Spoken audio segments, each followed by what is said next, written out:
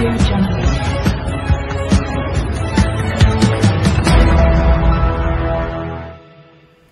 केली आहे ती आमच्या लवकर भेटीला येईलच. तसंच हे सगळ्यांना एकत्र यांची मोठ बांधणं आणि सोनू निगमनं वारी सॉन्ग गायलंय, तेही पहिल्यांदा वारी सॉन्ग मराठीमध्ये गायलंय. या सगळ्यांना एकत्र कसं आणलं, त्याचं काय सिक्रेट आहे काय? अजूनही खूप एकत्र पहिल्यांदा आलेल्या गोष्टी आहेत. वा. जसं लव रंजन आणि अंकुर गर्ग त्यांची पहिली मराठी फिल्म. राईट. बरोबर. मला असं वाटतंय बहुतेक हिंदी लोकांची मराठी करण्यासाठी जो दिग्दर्शक त्यांना हवा असतो तो मीच आहे सगळीकडे, असं मला दिसतंय. पण जे की खूप चांगलं कॉम्बिनेशन आहे. आणि या सिनेमामध्ये एकतर महेश सर आणि रेणुका मॅम, आपण त्यांना इतकी वर्ष झाली ओळखतो. मलाही आश्चर्य वाटलं की कसं काय त्यांनी अजूनपर्यंत स्क्रीनवर एकत्र काम केलं नाहीये. पण माझ्यासाठी ते फॉर्च्युनेट आहे. त्यामुळे ही एक छान मला संधी मिळाली.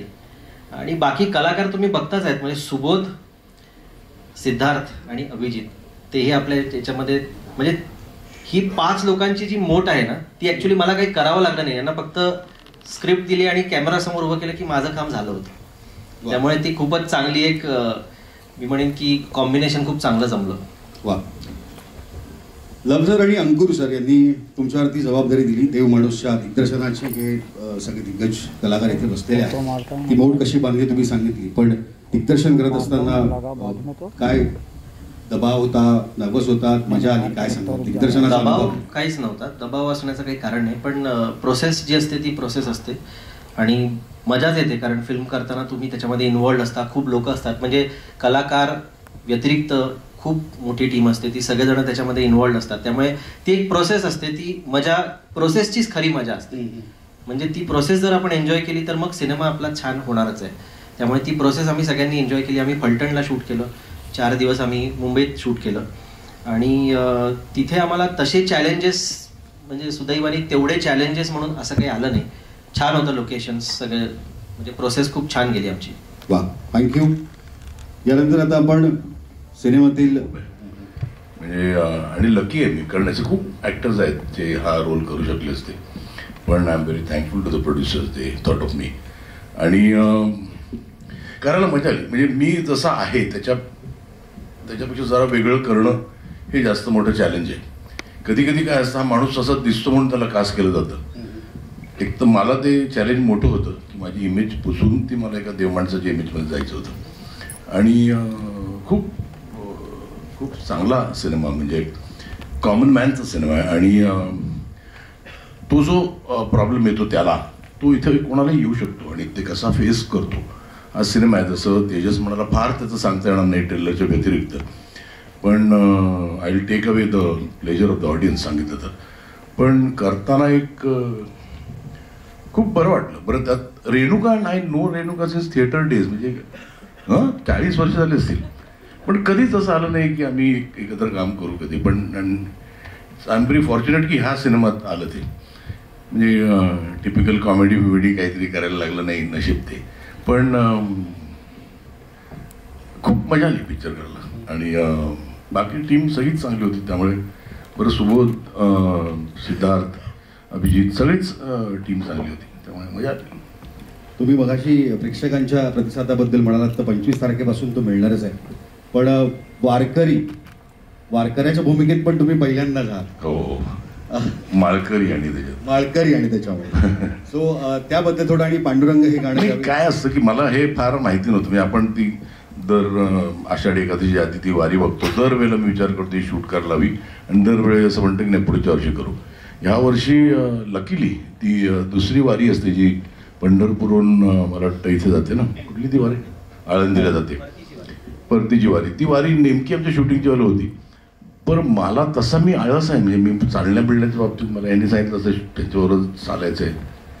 तर म्हटलं चला, जरासा रिलक्टंटली चालत गेलो. पण इट वॉज सो शॉकिंग की when I was walking with them, we walk nearly 3-4 kilometres आणि कळलंही नाही आम्ही कधी चाललो ते. आणि मग ते अख्खाच त्यांचा तो प्रोसेस, ते सकाळी पहाटे सुरू केलेलं, त्यामुळे त्यांचं ते एक सकाळीचा नाश्त्याचा जो प्रोसेस होता. आणि मला अजूनही आठवतं, मी आय वॉज देअर ऑन, जरा डाएटवर होतो आणि मी बसलेलो आणि त्यांना असं वाटलं मी ती खायची नाही म्हणून खात नाही मिसळ. मी त्यांना म्हटलं तसं काही नाही आहे, पण त्यांना वाईट वाटू नये म्हणून मी ती खायला घेतली, तर मी जवळजवळ 3दा घेऊन खाल्ली, इतकी ब्रिलियंट होती ती. आणि सी ते अख्खा जो प्रोसेस आहे ना, तोच वॉज व्हेरी हम्बलिंग. म्हणजे आपल्याला असं कळतं की आपण खूप, पण दीज गाईज सो म्हणजे कसे चालतात, कुठे राहतात, काय करतात, पण ते आर सो हॅपी. तर तो एक खूप, आपण आज आपलं आयुष्य जगत असताना ना आपण खूप छोट्या छोट्या गोष्टी एक्सपेक्ट करतो, ते काही न एक्सपेक्ट करता हॅपी असतात. So it was a very learning process आणि व्हेरी हम्बलिंग प्रोसेस. मी देवमाणूसाठी विचारलं तेव्हा, कारण त्यांनी बकेट लिस्टच्याच वेळेला ती मुख्य भूमिका नव्हती बकेट लिस्टमध्ये, आणि आम्ही जेव्हा काम करत होतो तेव्हा तो म्हणाला सुद्धा मला की रेणुका, ती जरा ह्याच्यापेक्षा मोठी भूमिका चांगली येईल तेव्हा मी नक्कीच तुला विचारेन. मी म्हटलं अगदी मी वाट पाहीन. आणि तसंच झालं खरं म्हणजे. बकेट लिस्ट नंतरचा हा पहिला चित्रपट आहे माझा मराठीतला, आणि इतकी सुंदर भूमिका आणि इतका सुंदर चित्रपट आहे. त्यामुळे खरंच धन्यवाद तेजस, धन्यवाद लव आणि अंकुर. आणि काम म्हणजे खूपच मला वाटतं की एक मुंबईच्या बाहेर जाऊन एका संथ वातावरणात आपण जेव्हा त्या म्हणजे आपल्या व्यक्तिरेखेत पूर्णपणे असतो तेव्हा त्याचा आनंद एक वेगळा असतो कुठल्याही कलाकाराला. तो मला निश्चितच मिळाला.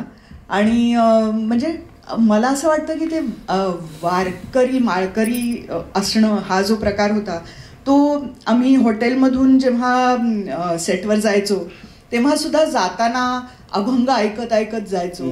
त्यामुळे ते म्हणजे एक जीवनाचा भागच झाला होता आमच्या. त्यामुळे त्याचा पण खूप एक फायदा झाला. बरं, इतके उत्तम कलाकार मला मिळाले. पहिल्यांदाच मी सुबोधबरोबर काम करते. मी अनेक वर्ष म्हणजे महेशला जशी ओळखते तशीच सुबोधलाही. अत्यंत लाडका आहे माझा तो. पण पहिल्यांदाच काम करायची संधी मिळाली. त्यामुळे खूपच आनंद झाला मला की सगळ्यांबरोबर मिळाली संधी. आणि एक अत्यंत साधी सरळ बाईची भूमिका ज्याच्यामध्ये काही छक्के पंजे नाहीत. म्हणजे आज एजी भूमिका ज्या असतात तसं काही नाही. साधी सरळ माणसं. मग ती बहुतेक तिला सूट झाली, तिला काय करावं लागलं नाही, तशीच आहे. नाही असं काही नाही. पण खूप आनंद झाला कारण एका चांगल्या मराठी चित्रपटात काम करण्याची संधी मिळाली. आणि पूर्ण युनिट इतकं सुंदर होतं, प्रोडक्शन खूप चांगलं होतं. त्यामुळे मजा आली खूप. वा, तुम्ही म्हणालात सुंदर भूमिका, सुंदर सिनेमा, सुंदर प्रोडक्शन हाऊस, सगळे सुंदर कलाकार, आणि यात तुम्ही अतिशय सुंदर पैठणी नेसलेली आहे. तर त्याबद्दल थोडं काय सांगाल? ऍक्च्युली मी ह्याच्यात पैठणी विणणारी दाखवलेली आहे. त्यामुळे तो एक प्रोसेस माझ्यासाठी खूप नवीन होता. आणि मला खरं म्हणजे तेजसनी आधीच सेटवर जायच्या आधी अनेक व्हिडिओज पाठवले होते की असं विणली जाते पैठणी वगैरे.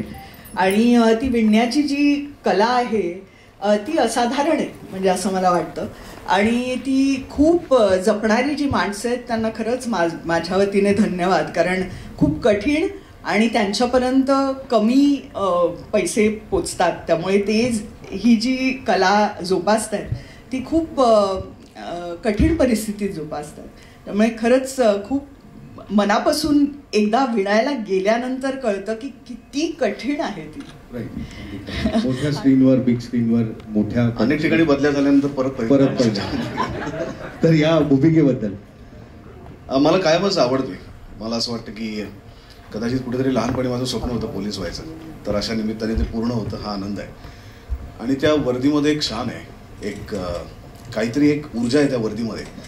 तर ती घातल्यानंतर तुम्हाला एक आपोआप एक रुबाबदार माणूस झाल्यासारखं वाटतं. आणि हा पोलीस आहे, हा इन्स्पेक्टर आहे रवी, तो खूप वेगळा आहे. खऱ्या अर्थाने पोलीस आहे.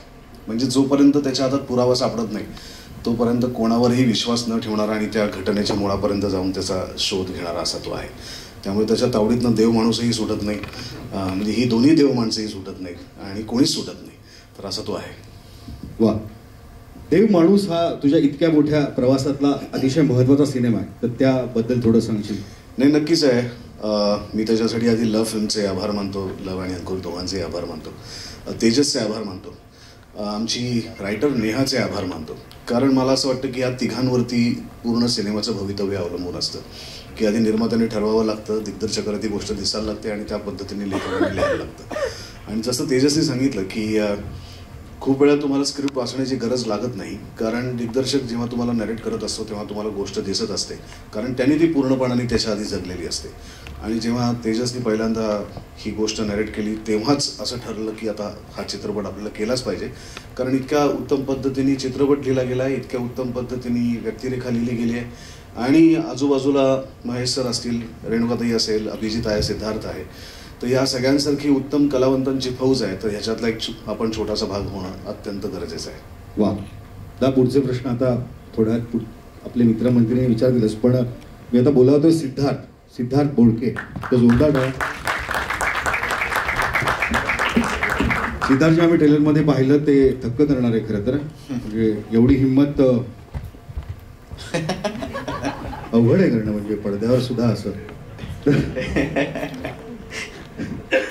त्याबद्दल मिळालं. आणि सगळ्यात महत्वाची गोष्ट की महेश सर, रेणुकाताई, सुबोध दादा हे सगळे ब्रिलियंट ऍक्टर्स आहेत. यांना खूप वर्षापासून यांचं पण काम बघतोय. अभिजित आहे, सो यांच्या बरोबर काम करायचं होतं आणि त्यात असा रोल करायचा होता. त्याच्यामुळे माझ्यासाठी ते खूप चॅलेंजिंग होतं आणि म्हणूनच ते खूप एक्साइटिंग होतं. तेजस बरोबर पण मी काम केलं नव्हतं आणि त्याची एक वेगळी पद्धत आहे करण्याची. सो मला ना सगळ्याच गोष्टी, मी नर्वस नव्हतो निश्चित, पण मी खूप एक्सायटेड होतो.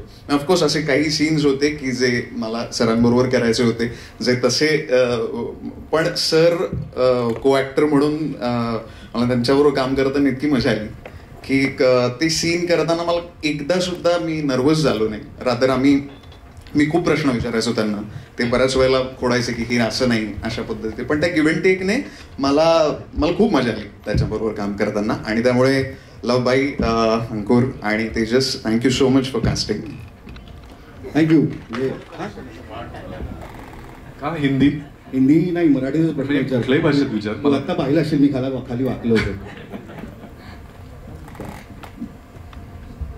या सिनेमाचा ट्रेलर आम्ही पाहिला, त्यात तुझी भूमिका पाहिली आणि खूप वेगळी अशी ती भूमिका वाटतीये, तर त्याबद्दल तू काय सांगशील? मला असं वाटतं तेजस एक दिग्दर्शक म्हणून विजन आणि त्याचं आपण कौतुक यासाठी करायला पाहिजे की जो कलाकार म्हणून जसा आहे, इमेज त्याची जशी दिसते लोकांना, तसं घ्यायचंच नाही असं त्याने ठरवलं होतं की रेणुकाताईंचं कॅरेक्टर सोडता.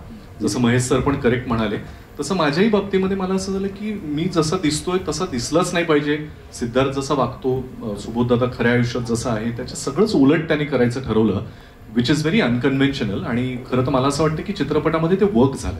त्यामुळे माझ्या लुकपासून मी किती वेगळा दिसलो पाहिजे, वेगळा असलो पाहिजे याची गणितं त्याची आधीपासून क्लिअर होती.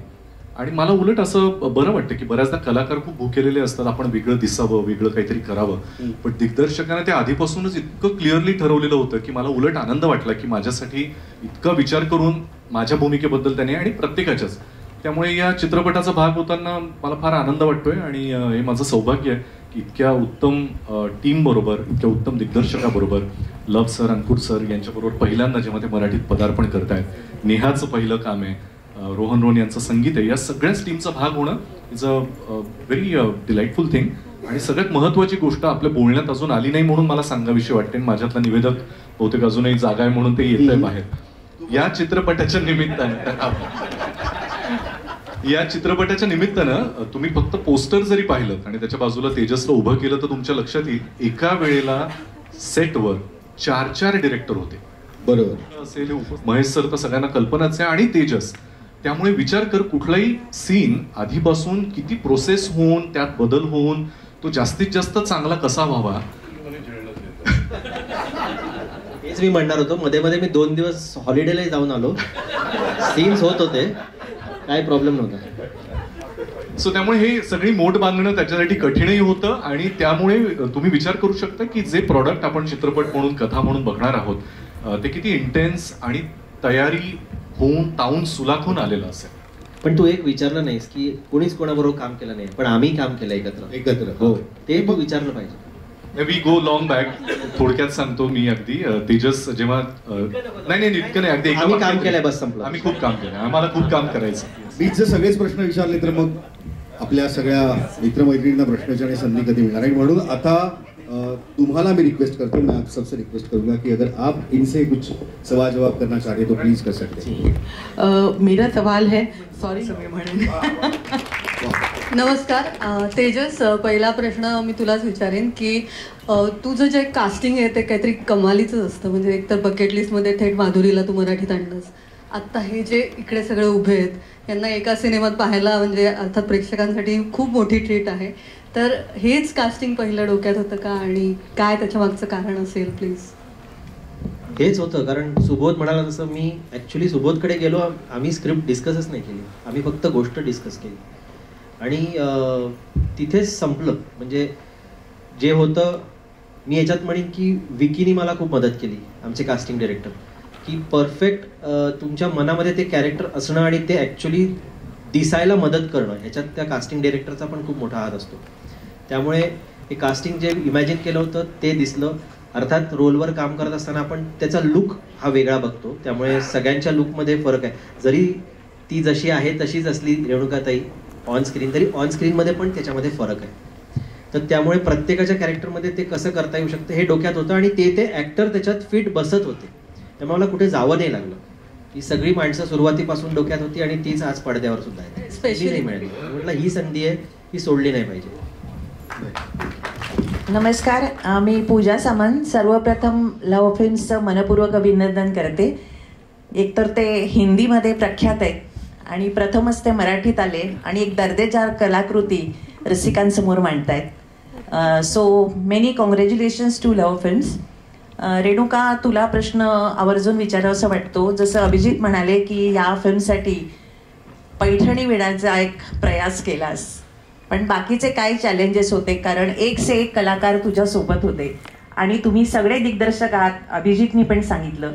तर एकूण चित्रपटाच्या शूटिंगचा एक तुझी व्यक्तिरेखा, जी एक सर्वसामान्य गृहिणी आहे, चित्रपटाचा ट्रेलर खूप मनाला स्पर्शून गेला. तर एक थोडक्यात प्रवास आणि तुझ्या व्यक्तिरेखेबद्दल, शिवाय सुबोध, महेशजी, विजय, अभिजित अशा सगळ्या मान्यवर कलाकारांसोबत काम करण्याचा, मान्यवर कलाकार plus they are very good directors also, तर ह्याच्याबद्दल जरा तू अधिक सांगितलंस तर बरं.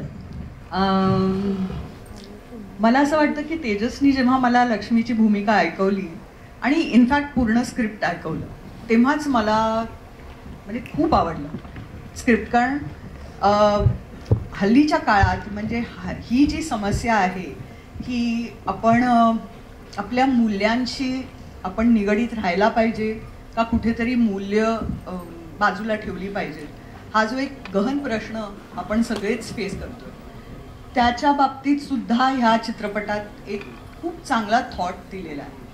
तर त्यामुळे ती मला खूप आकर्षक वाटली भूमिका. कारण त्याच्यामध्ये एक सत्व आहे जे हल्ली मी म्हटलं तसं आपण काय शेड्स ऑफ ग्रे आपण शोधत असतो किंवा वेगवेगळे न्यूअन्सेस शोधत असतो, पण तिकडे कुठेतरी एक साधेपणा, सरळपणा जो आहे तो कुठेतरी आपल्या स्क्रीनवर दिसेन असंच हल्ली. त्यामुळे ती आणि केशव आणि लक्ष्मी हे असं जोडपं आहे ज्यांनी ती जपलेली आहे आणि मला वाटतं ते वारकरी आहेत, माळकरी आहेत, त्यामुळे असेल कदाचित. तर ती त्यांचा स्थायी भाव आहे. हा भावच मला इतका महत्त्वाचा आणि चांगला वाटला आणि तो मला वाटतं की एक ह्या चित्रपटाचा गाभा आहे. बाकी सगळे चित्तथरारक आणि भावनाप्रधान वगैरे सगळं आहे, पण जे मुख्य जी व्यक्तिरेखा आहे तीच इतकी सशक्त आहे आणि तीच काहीतरी लोकांना